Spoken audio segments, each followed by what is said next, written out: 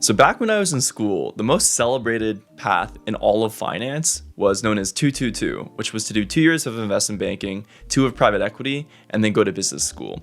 This was supposed to teach you a well-rounded education on business, as well as maximize all your career options. And it's what I modeled my own career after. But I do think that the game has changed a little bit. A lot of buy-side firms now hire directly out of school, or they look at candidates with only 2 or 3 months of experience. And a lot of people don't want to go to business school anymore, and they prefer to stay in their own careers. So this might already be obvious to you, but almost everyone in my class, save for maybe 1 or 2 people, decided to go through with recruiting, and they've moved to different firms after investment banking.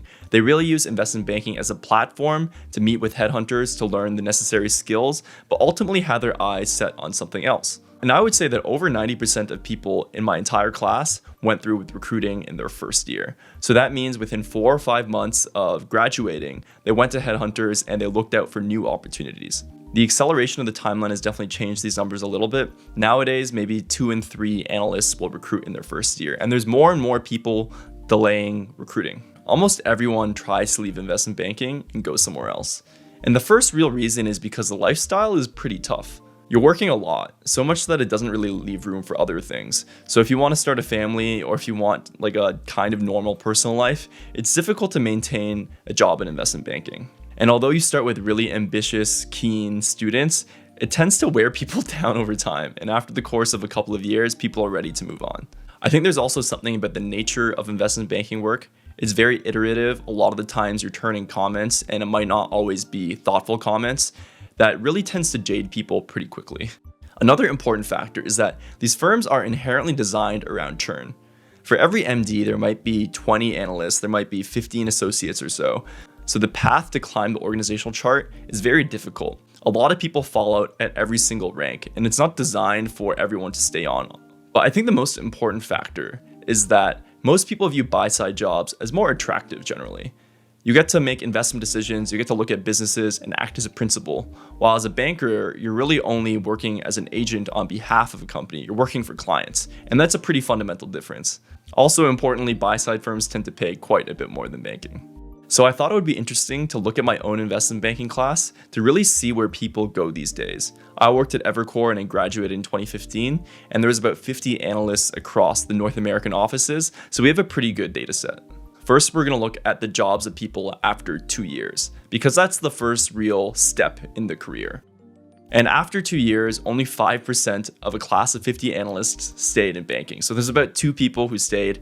Everyone else had left. 2/3 of everyone went into private equity, and this could span the range of large cap, mid cap, and growth. 20% went into hedge funds, and then 10% did other. So really the lion's share of jobs goes to private equity, followed by hedge funds. I think what's even more interesting is to look at the jobs 4 years out. So you have even fewer people in investment banking. Just 1 person left from my class is still at Evercore. A lot of people left private equity either to temporarily get their MBA or to move into hedge funds. And the number decreases from 65% to 40% of the class in private equity. Slightly more people ended up in hedge funds, going from 20 to 25% 4 years out. And a lot of people from private equity ended up shifting into hedge funds. Many top funds, such as activist funds, focus a lot of their recruiting attention on more experienced hires, hiring directly out of PE or other investing roles. And I was actually surprised, but there's only about 10 to 15% of people that ended up getting their MBA. That's a lot lower than I would have expected back in college. The category of other paths is pretty diverse. You have people doing corporate development or FP&A, sports, academia, politics, entrepreneurship. It's a really wide breadth of possibilities. And I think one of the best parts of doing banking is that you get to earn at such a rate that it de-risks your following career moves. So people have a little bit more savings to fall back on. In summary, I think the majority of people in investment banking tend to stay in finance. And there's not a lot of reason to leave. They're high-paying jobs that are very competitive to get into. But more and more, I think as time goes on, there's a greater gravitation towards this other category.